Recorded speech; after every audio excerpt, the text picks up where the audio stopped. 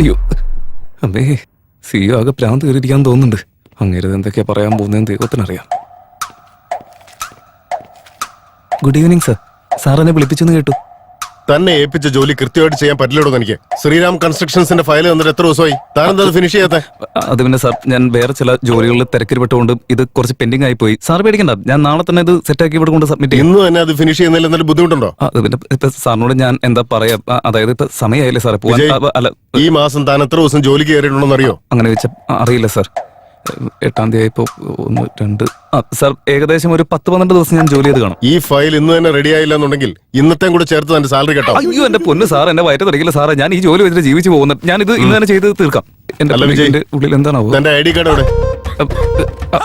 Sir, ഈ voter ID ഞാൻ വീട്ടിലെ പേഴ്സണോടെ മറന്നു വെച്ചിട്ട് വന്നത്. കമ്പനി ID കാർഡിന്റെ കാര്യം ചോദിച്ചേ? അയ്യോ എന്റെ പൊന്ന് സാറേ, ഞാൻ വീട്ടിൽ നിന്ന് വന്നപ്പോ ഇത് കറക്റ്റ് ആയിട്ട് ഇട്ടതാ. ആത്മാർത്ഥതയോടെ വേഗം ഓടി വന്നപ്പോ ചിലപ്പോ റോട്ടിൽ വീണ് പോയതായിരിക്കും. കമ്പനി ID കാർഡ് പോലും സൂക്ഷിക്കാൻ എനിക്ക് അറിയില്ല. താൻ പിന്നെ എങ്ങനെയാണോ ഈ ഫയലൊക്കെ നോക്കുന്നത്? ഇന്ന് തന്നെ ഈ ഫയൽ എനിക്ക് റെഡിയാക്കി കിട്ടണം. Out. Sir file sir, if you don't mind എനിക്ക് ഇന്ന് തന്നെ വേണമെന്നാ പറഞ്ഞത്. Out. Okay sir, good morning sir. ഞാൻ നാളെ തന്നെ ചെയ്ത് തരുന്ന. ഈ ഫയൽ ആര് ഫിനിഷ് ചെയ്യണം? ഞാൻ തന്നെ ചെയ്യാം സാർ. അല്ല സാർ, ഇതൊരു ഐശ്വര്യ എന്നാണല്ലോ പേര് എഴുതി വെച്ചിരിക്കുന്നത്. ഇന്ന് എനിക്ക് ഫിനിഷ് ചെയ്ത് കിട്ടണം. Out. Okay sir, good morning sir. എല്ലാ ജോലിയും ഞാൻ തന്നെ ചെയ്യാം സാറേ. ഒരുമാതിരി മറ്റോടത്ത് പരിപാടി ആയിപ്പോ ഞാൻ ഒറ്റയ്ക്ക്. ജോലി കഴിഞ്ഞോ? ഐശ്വര്യ എന്നല്ലേ കേട്ടെ? ഇതുവരെ കഴിഞ്ഞില്ലേ? ഒരു ഹാഫ് ആൻ അവറും കൂടെ എടുക്കൂ സർ. പെൻഡിംഗ് വർക്ക് എന്തെങ്കിലും ഉണ്ടെങ്കിൽ അത് നാളെ ചെയ്യാം. സിസ്റ്റം ഓഫ് ചെയ്തിട്ട് റെഡിയാകാത്ത ഫയലും ഒക്കെ എടുത്തോണ്ട് നേരെ എന്റെ റൂമിലേക്ക് വാ. ഞാൻ നാളെ ചെയ്തു തരാന്ന് പറഞ്ഞപ്പോ എന്റെ സാലറി കിട്ടിയെന്ന് പറഞ്ഞു എന്നെ പേടിപ്പിച്ച് കണ്ടില്ലേ നാറി. ഇപ്പതേ എന്റെ കൊച്ചിനെയും കൂടി നോട്ടിട്ട് അവളെയും സെറ്റാക്കാൻ നോക്കാം. ഇവനെ പോലുള്ളവരൊക്കെ തൊലി ഉരിച്ച് മുളക് തേച്ച് വറുത്തെടുക്കണം. സാറ് നല്ല പണി കൊടുത്തിട്ടുണ്ടല്ലോ. എന്റെ ദൈവമേ, ആ വൃത്തിയോട്ട് സിയോ ആണെങ്കിൽ എന്റെ കൊച്ചിന്റെ മുമ്പിൽ വെച്ച് എന്നെ നാണം കെടുത്തി വിടുകയും ചെയ്തു. ഇനിയിപ്പോ എന്താ ചെയ്യാ ഞാൻ? നാളുടെ മുഖമാണോ കണി കണ്ട താലടിച്ച് പൊട്ടിക്ക് ഞാൻ ഓടിക്കോ. നീ ഇന്നലെ വന്നു കയറി ഞാഞ്ഞൂളൊക്കെ എന്റെ തല കയറി നിരങ്ങാൻ നോക്ക. ഇവരൊക്കെ വീട്ടിൽ പോവാണോ? പിന്നെ ഈ ഓഫീസിലെ മുഴുവൻ ജോലിയും ഞാൻ തന്നെ രാത്രി ഒറ്റയ്ക്ക് കൂത്തിരുന്ന് ചെയ്യണമെന്നാണല്ലോ. എന്താടാ സിയോ വഴക്ക് പറഞ്ഞോ? അല്ലടി മടിയിൽ വെച്ച് കൊഞ്ചിക്കായിരുന്നു. വീണ്ടാതെ പോവാൻ നോക്കടി. മനുഷ്യ വെറുതെ പ്രാന്ത് മത്തങ്ങ വെറുതെ എന്റെ അടുത്ത് കളിക്കാൻ നിൽക്കാൻ ഞാൻ ആരാന്ന് നിനക്ക് അറിയില്ല. നീ ആരായാലും എനിക്കെന്താ? നിനക്കല്ലേ കണക്കിന് കിട്ടിയ കണ്ണുരുട്ടി നോക്കി വെടിവിന്ന പോവാൻ നോക്കണേ. ഒറ്റത്തിന് ബഹുമാനിലുണ്ടേ. അയ്യോ, സ്കൂളിട്ട് പോകുന്ന പിള്ളേരെ പോലെ എല്ലാവരും പോവാണല്ലോ. ഒരു ജില്ലാത്ത മുഴുവൻ ജോലി എന്റെ കയ്യിൽ ഏൽപ്പിച്ചിരിക്കുക. ഇതൊക്കെ ഏത് കൊല്ലം ചെയ്ത് തീരുമെന്തോ. ഇനി എന്തൊക്കെ വള്ളിക്കെട്ടാണാവോ എന്റെ പിന്നാലെ വരാൻ പോകുന്നത്. രക്ഷപ്പെട്ടു. എന്തായാലും എന്റെ ജോലി കഴിഞ്ഞു. എന്റെ പൊന്നു മച്ചാനെ, ഇത് എന്താടാ? ഇതെന്താ 2 ഫയലുമായിട്ട് വന്നിരിക്കുന്നത്? മീറ്റിംഗിനിടയ്ക്ക് പേയ്മെന്റ് ഇൻക്രീസ് ചെയ്ത് തരാന്ന് പറഞ്ഞല്ലേ? അതിനു വേണ്ടിട്ട് 2 ഫയലും എടുത്ത് ഓവർടൈം ചെയ്യാനുള്ള പരിപാടിയാ. ഭാഗ്യശാലിയാടാ നീ. എനിക്കറിയാത്തൊരു സത്യം ഞാൻ പറയട്ടെ. ഞാൻ ഇവിടുന്ന് എഴുന്നേറ്റ് നിന്റെ മൂക്കടിച്ച് പരത്ത് ഞാൻ പിന്നെ എന്റെ വീട്ടുകാർക്ക് പോയി മനസ്സിലാവില്ല. ഒന്നും മിണ്ടാതിരിക്കട്ടെ. മനുഷ്യൻ വെറുതെ പ്രാന്ത് കേട്ടില്ലേ? വേഗം തന്നെ പ്രമോഷൻ കിട്ടി വിജയിക്കട്ടെ. എന്നാ പിന്നെ ഞാൻ പോട്ടെ. മോനെ നിക്കടാ, ഒരു 5 മിനിറ്റ് എനിക്ക് വേണ്ടി വെയിറ്റ്. എന്താടാ നിനക്കെന്താ ഇവിടെ തനിച്ചിരിക്കാൻ പേടിയാ? പേടിയാ? പേടിയുടെ അർത്ഥം എന്താന്ന് പോലും എനിക്കറിയില്ല. കുറച്ചു നേരം മുമ്പ് വലിയ കാര്യമായിട്ട് എന്തൊക്കെ പറയുന്നുണ്ടായിരുന്നല്ലോ. ഇപ്പം എല്ലാം ഓക്കെ? നീ പാട് നോക്കി പോടാ. ക്ഷമിക്ക്, ഞാൻ പറയട്ടെ. അതായത് കാര്യം എന്താണെന്ന് വെച്ചാൽ, അതായത് എനിക്ക് സത്യം പറഞ്ഞാൽ എനിക്ക് നല്ല പേടിയുണ്ടാ. ഞാൻ ഈ ചെറുപ്പത്തിൽ ഒറ്റയ്ക്ക് ഇരിക്കുന്ന സമയത്തെ പേടിച്ചിട്ട് എന്റെ മൂത്രം വരെ പോറുണ്ട്. പാവം എന്റെ അമ്മ എന്നെ ചീത്ത പറഞ്ഞിട്ട് സ്നേഹം കൊണ്ട് അതൊക്കെ അമ്മ തന്നെ ക്ലീൻ ചെയ്യടാ. നിന്റെ ഈ കഥയൊന്നും കേട്ടോണ്ട് നിൽക്കാൻ എനിക്ക് സമയമില്ല. ഇപ്പൊ തന്നെ നേരം വൈകി. ഇതിൽ കൂടുതൽ എനിക്ക് ഇവിടെ നിൽക്കാൻ പറ്റില്ല. തന്നെയല്ല, എന്റെ വീട്ടില് എനിക്ക് വേണ്ടപ്പെട്ട ഒരാൾ എനിക്ക് വേണ്ടി വെയിറ്റ് ചെയ്യുന്നുണ്ട്. എന്നാ ഞാൻ പോയിട്ട് വരട്ടെ. എടാ നിക്കട പോലെ ഞാൻ നിന്റെ കാല് വീഴാൻ പോലും തയ്യാറാടാ. ഇനി നീ വീട്ടിൽ പോകുന്ന കാര്യം എന്നോട് പറയരുത്, പറഞ്ഞേക്കാം. നീ എവിടെ ഇരുന്നേ ഇരിക്കി, ഞാൻ പറയട്ടെ. അല്ല പിന്നെ എന്തൊരു കഷ്ടം നോക്കി. നീ എന്ത് പറഞ്ഞാലും ഞാൻ ചെയ്യാം. പക്ഷെ വീട്ടിൽ പോകാന്ന് പറയരുത്, ഞാൻ പെണം കേട്ടോ. ഇടാ, നീ എന്നെക്കാളും വലിയ പേടിത്തോണ്ടാണോടാ? പോരാത്തിന് പേടിയില്ലാന്ന് ശരിക്കും അഭിനയിക്കുകയാണല്ലേ? അതൊക്കെ ഇപ്പൊ പറയേണ്ട കാര്യം എന്താ? ഞാനാണെങ്കിൽ എന്റെ വായിലെ നാക്കും വെച്ച് ഇവിടെ ഉള്ളവരൊക്കെ ഒന്ന് പറഞ്ഞ് പേടിപ്പിച്ച് സകല ജോലി അവരെ കൊണ്ട് ചെയ്യിപ്പിച്ച് ജീവിച്ചു പോകാന്ന് വിചാരിച്ചു. എന്നെ കൊണ്ട് ചെയ്യിപ്പിക്കുന്ന കണ്ടില്ല അങ്ങേര്. നിന്നെ പോലെ ഊളയുടെ കാല് വരെ വീണ്ട അവസ്ഥ എനിക്ക് വരുത്തിയില്ലടാ. കണ്ടോ അവസാനം നിന്റെ തനിതരം പുറത്തു വരുന്ന കേട്ടോ. അത് അല്ല ജി, ഞാൻ ഈ പെട്ടെന്ന് പറഞ്ഞു പോയപ്പോ സത്യം പറഞ്ഞു പോയതാ. ശരി, എന്താ ചെയ്യാനുള്ളതെന്ന് വെച്ചാ ചെയ്. ഇവിടുത്തെ എല്ലാ പണിയും ചെയ്തിട്ട് അവസാനം ട്രാഫിക്കിൽ പെട്ട് വീട്ടിൽ ചെല്ലുമ്പോഴേക്കും നേരം വെളുക്കൂടാ. ഒന്ന് ആലോചിച്ച് നീ ഇപ്പൊ പേടിക്കാൻ വേണ്ട. Just wait and see. Just half an അവറിൽ എന്റെ ജോലി മൊത്തം ഞാൻ തീർക്കോടാ. Half an അവറോ? നീ ആദ്യം 5 മിനിറ്റ് എന്നല്ലേ പറഞ്ഞേ? പിന്നെ 10 മിനിറ്റ് എന്ന് പറഞ്ഞു. ഇപ്പൊ ഹാഫ് ആൻ അവർ വേണോ അല്ലേ? നിന്റെ വർത്താനം കേട്ടോണ്ട് നീ എനിക്ക് കൊണ്ടിരിക്കാൻ പറ്റില്ല മോനെ, ഞാൻ പോവാ. നിക്ക് ഞാൻ ഒന്ന് പറയട്ടടാ. 10 മിനിറ്റ് മതിയെന്നേ, ഇതൊക്കെ തീർക്കാൻ ഞാൻ പുലിയല്ലേ. എടാ നമ്മൾ പോകുന്ന വഴിക്ക് നിനക്ക് ഈ മുളക് ബജി ഭയങ്കര ഇഷ്ടമല്ല, ഞാൻ വാങ്ങിത്തരാടാ. ഓ, കാര്യം കാണാൻ വേണ്ടിയല്ലേ? നേരത്തെ എന്നെ കുറിച്ച് അങ്ങനൊന്നും അല്ല പറഞ്ഞത്. ഡാ, ആദ്യം ചെയ്യാനുള്ള എന്താന്ന് വെച്ചാൽ ചെയ്യടാ, വേഗം തീർക്കണം. എന്താണ് നോക്കുന്നത്? എന്ത് നോക്കിക്കൊണ്ടിരിക്കണം? ചെയ്യണം. എന്റെ ജോലി കഴിഞ്ഞാൽ എനിക്ക് വീട്ടിൽ പോകാൻ പറ്റില്ല. ഏത് നേരത്താണോ നിന്നെയൊക്കെ? നീ ഒരുത്തൻ കാരണം എന്റെ ടൈം കൂടെ പോവാ. എന്താടാ ഓട്ടം കണ്ടിട്ട് നോക്കുന്നത്? വേഗം ചെയ്ത് തീർക്കടാ.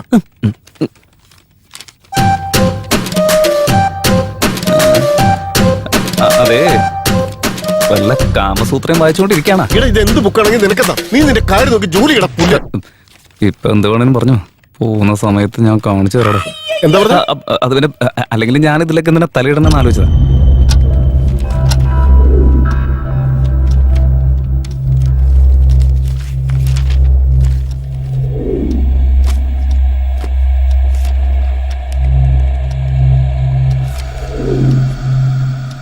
പാർത്ഥസാരഥി, കൊറേ നേരമായിട്ട് ആ ബുക്കിൽ തന്നെ നോക്കിയിരിക്കുകയാണല്ലോ. ഇത്ര കാര്യമായിട്ടെന്താ വായിക്കുന്നത്?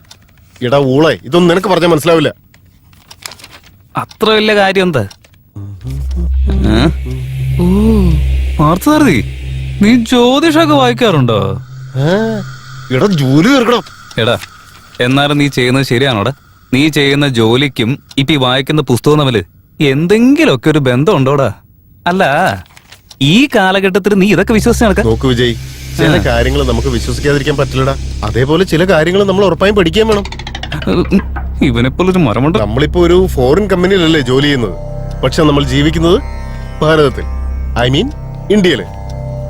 അങ്ങനെയുള്ള ഇവിടെ ജാതി, മതം, ഗോത്രം, ആചാരം, അനുഷ്ഠാനങ്ങൾ, രീതികൾ, വിശ്വാസങ്ങൾ ഇതൊക്കെ നമ്മൾ വളരെ കാലങ്ങളായിട്ട് പിന്തുടർന്നു വരുന്നതല്ലേ. ഇതിന്റെയൊക്കെ അടിസ്ഥാനത്തിലല്ലടാ നമ്മുടെ ജീവൻ തന്നെ മുന്നോട്ട് പോകുന്നത്. ഞാനിതിനൊരു ഉദാഹരണം പറയട്ടെ. നമ്മുടെ ഇന്ത്യൻസ് എത്രയോ പേര് കഴുത്തില് യന്ത്രങ്ങൾ, കയ്യില് ഈ ഏലസ് പോലുള്ളതൊക്കെ കിട്ടാറില്ലേ? നീ ശരിക്കും ഒന്ന് ഒബ്സർവ് ചെയ്ത് നോക്ക്. അത് മാത്രമല്ല, നമ്മുടെ സോഫ്റ്റ്വെയർ കമ്പനി എംപ്ലോയീസ് എല്ലാം രാവിലെ എഴുന്നേറ്റ ഉടനെ TV ഓൺ ചെയ്ത് അതിലെ ജ്യോതിഷ ഫലവും രാശി ഫലവും ഒക്കെ കേട്ട് കഴിഞ്ഞിട്ടല്ലേടാ ഓഫീസിലേക്ക് തന്നെ വരുന്നത്. കൊറേ നേരം അത് നിർത്തറ. ഈ ജ്യോതിഷവും പൂജയുടെ കാര്യം എന്റെ അടുത്ത് പറയാൻ നിൽക്കരുത്. പാവം ജനങ്ങളെയും പറ്റിച്ച് അവരുടെ കയ്യിൽ നിന്ന് പൈസ ഉണ്ടാക്കി ജീവിച്ചുകൊണ്ടിരിക്കല്ലേ. എന്തിനാ നമ്മളെയൊക്കെ ഭരിക്കുന്ന രാഷ്ട്രീയക്കാരില്ലടാ, അവർക്ക് ഇതിൽ വിശ്വസിക്കുന്നു പറയുമ്പോൾ സഹിക്കാൻ പറ്റാത്ത. അതും കൂടെ ചില ചാനലുകാരില്ലേ, അവരിത് ടെലികാസ്റ്റ് ചെയ്യാ. പാവം ജനങ്ങൾ ഇതൊക്കെ കണ്ട് വിശ്വസിക്കാണ്ട് വേറെന്ത് ചെയ്യാന്? നീ ഇങ്ങനെ വളവളാന്ന് സംസാരിച്ചോണ്ടിരിക്കാൻ നിന്റെ ജോലി ആദ്യം തീർക്കാൻ ഒന്ന് ക്ഷമിക്കടാ, അതേ തീരാറായി. ഇപ്പൊ ശരിയാക്കി തരാം. അമ്മേ, ഈ ജോലി ഇന്നെങ്ങും തീരൂല. രണ്ടാം പാദത്തിൽ ഗുരുവിന്റെ പ്രവേശം. വിജയ്, നമസ്കാരം സാർ. സാർ അവിടെ അല്ലടാ, അങ്ങോട്ട് നോക്ക്. ജോലി തീർത്തോ? സാർ തീരാറായി സാർ. ഞാൻ തീർക്കും സാർ. ഞാൻ നാളെ തന്നെ സബ്മിറ്റ് ചെയ്യും സാർ. ഒരു ജോലി ഏൽപ്പിച്ച കൃത്യമായിട്ട് ചെയ്യാൻ നിനക്ക് കഴിയില്ല സാർ. എന്നെ കൊണ്ട് ചെയ്യാൻ പറ്റും സാർ, ഉറപ്പായിട്ടും പറ്റും സാർ. ആ ഫയൽ ഇന്ന് തന്നെ ഫിനിഷ് ചെയ്തിരിക്കണം. ആയിക്കോട്ടെ സാറേ, ഇന്ന് തന്നെ എല്ലാ ജോലിയും ഞാൻ തീർക്കും. രാത്രി ഉറങ്ങിയില്ലെങ്കിലും കുഴപ്പമില്ല, സകല ജോലി ഞാൻ ചെയ്തിരിക്കും.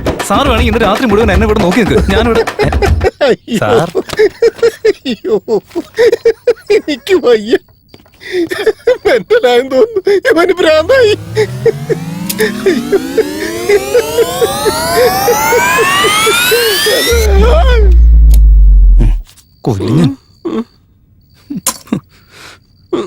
കണ്ടില്ലേ, ഇവൻ വരച്ചിരിക്കുന്ന കണ്ടില്ലേ? ആ നാണല്ലാത്തവൻ ആ CEO ആണെങ്കിൽ ഞാൻ നോക്കി വെച്ച പെണ്ണിനെ കൂടെ കൂട്ടിക്കൊണ്ട് പോകുന്ന കണ്ടില്ലേ? ആ പെങ്കൊച്ചിന്റെ മുമ്പിൽ വെച്ച് എന്നെ മനപ്പൂർവ്വം നാണം കെടുത്താൻ വേണ്ടി ചെയ്തതാ. അങ്ങേര് ചെയ്ത് കണ്ടിട്ട് ഒരുത്തിന് ഇവിടെ ഒന്ന് ചിരിക്കുന്ന കണ്ടില്ലേ?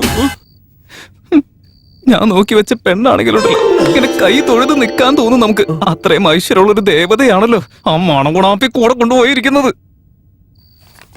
നീ എന്തിനാണ് ഇങ്ങനെ അറിഞ്ഞു കുത്തി പ്രാവുന്നേ? നിനക്ക് ധൈര്യം ഉണ്ടെങ്കിൽ നീ അവളോട് സെറ്റാക്കി എടുക്കണം. നീ ഒരു അക്ഷരം വേണ്ടത്. അല്ല, ഈ ചിലരൊക്കെ പറയാറില്ലേ, നെറ്റി തേക്കാനുള്ള കുറി മേടിക്കാൻ പൈസ ഉണ്ടാവില്ല, എന്നാലോ ബ്രെഡ് തേക്കാനായിട്ട് ബട്ടർ വേണം അവന്. അതുപോലെ അത്. അല്ല, നീ തന്നെ ഒന്ന് ആലോചിച്ച് നോക്ക്. തുരുമ്പ് പിടിച്ചൊരു 2 വീലറിന് 6 ലിറ്റർ പെട്രോൾ അടിക്കാൻ പോലും പൈസ ഇല്ലാതിരിക്കാൻ ഞാൻ. ആ അവസ്ഥയിൽ കോടികൾ വിലയുള്ള ബെൻസ് കാർ പോലിരിക്കുന്ന അവളെ ഞാൻ എങ്ങനെ മെയിൻറ്റെയിൻ ചെയ്യാനാടാ? എടാ, അവള് തേച്ച് വെച്ചിരിക്കുന്ന ലിപ്സ്റ്റിക് കണ്ടോ നീ? അവൾ ഇട്ടിരിക്കുന്ന ഡ്രസ്സ് കണ്ടോടോ നീ? അവൾ അടിച്ചിട്ട് വരുന്ന പെർഫ്യൂം ഉണ്ടല്ലോ, എന്തിനാ അവൾ ഉള്ളിലിട്ടിരിക്കുന്ന എടാ കണ്ണിനുള്ളിലുള്ള ലെൻസിന്റെ കാര്യം പറഞ്ഞ അത് തന്നെ എത്ര കോസ്റ്റ്ലി ആണെന്ന് അറിയോ നിനക്ക്? അവളൊക്കെ ഉണ്ടല്ലോ നമ്മളെ പോലെ ഉണ്ണാക്കന്മാർക്ക് പറഞ്ഞിട്ടുള്ളതല്ല. നമുക്കൊന്നും ഈ ജന്മത്ത് കിട്ടാനും പോകുന്നില്ല. ഉള്ളത് പറയുകയാണെങ്കിലേ ബാങ്ക് ബാലൻസ് ആയിട്ട് ലക്ഷങ്ങൾ കൊണ്ടെടുക്കുന്ന ആൾക്കാരില്ലേ, അവർക്ക് പറഞ്ഞിട്ടുള്ളതാ, അവർക്ക് മാത്രമേ കിട്ടുള്ളൂ. അങ്ങനെ അല്ലടാ കാര്യങ്ങള്. ഒരു പെണ്ണൊരാണിനെ സ്നേഹിക്കുന്നത് വെറും പണത്തിന് വേണ്ടി മാത്രമല്ല, ആ പ്രണയത്തെ അവൻ ഒരു കലയായി കാണുന്നതുകൊണ്ടാണ്.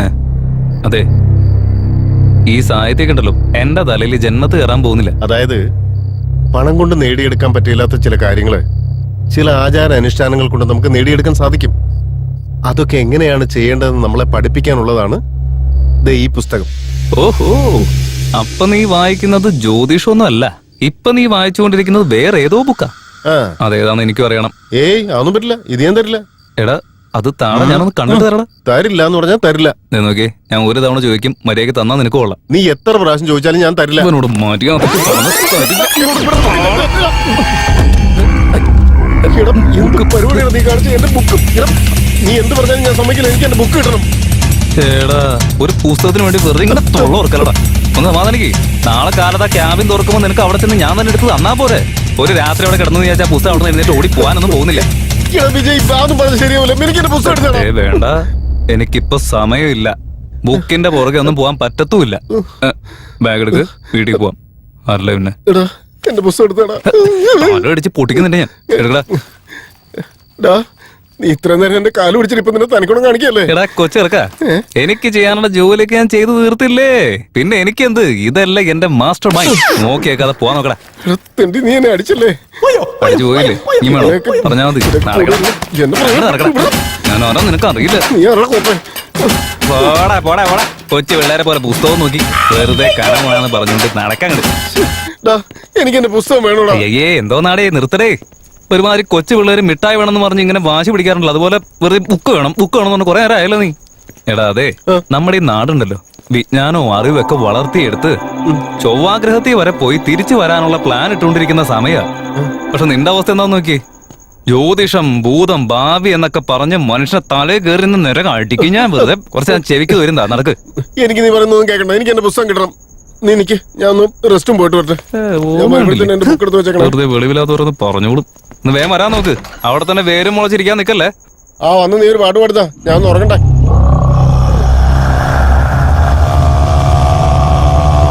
എന്തെങ്ങനെ ഒരു ശബ്ദം.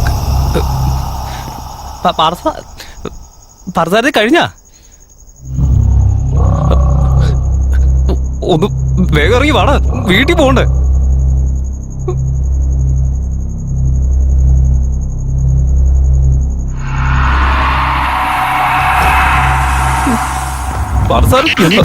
മനസ്സമാനോട്ടൊന്നും മുള്ളാൻ പോകാൻ സമ്മതിക്കില്ലേ? അത് പിന്നെ എനിക്കും ഇങ്ങനെ വയറിനൊരു സുഖമില്ലാണ്ടും അത് ഒരു മിനിറ്റ് ഞാൻ പോരാ. അയ്യോ, ഇത്രയും നേരം നിന്റെ കാര്യത്തിന് എന്നെ കൂടെ നിർത്തിയിട്ട് നിന്റെ തനിക്കുണം കാണിച്ചല്ലടാ.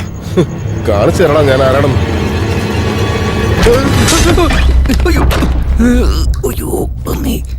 ഒരുമാതിരി മറ്റോടത്തെ പരിപാടിയായി പോയി.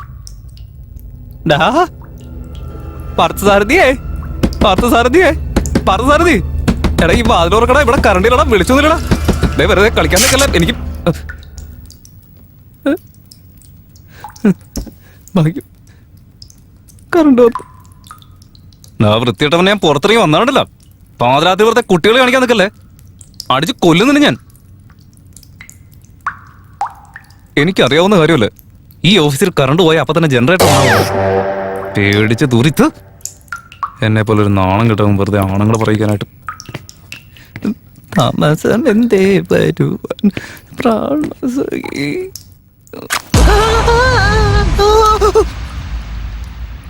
വരല്ലേ